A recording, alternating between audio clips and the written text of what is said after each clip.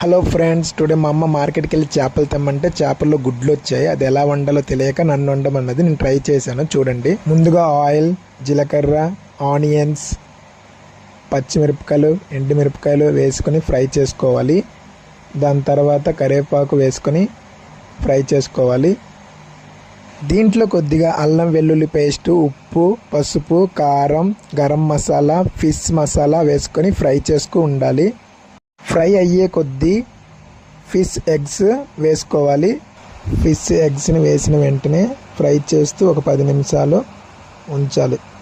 బాగా ఎగ్స్ని ఫ్రై చేస్తూ కలుపుతూ ఉండాలి. లాస్ట్లో కొత్తిమీర కొంచెం వేసుకుంటే ఫిష్ ఎగ్ కంప్లీట్ అయినట్టే. ఫిష్ ఎగ్ మా అమ్మకి తెలియదంటే నేను ట్రై చేశాను, బాగానే వచ్చింది. ముందుగా మా తమ్ముడికి తినమంటే టేస్ట్ చేశాడు. ఎలా ఉందో చెప్పురా అంటే మా అన్న ఎక్కడ ఫీల్ అవుతాడేమని బాగా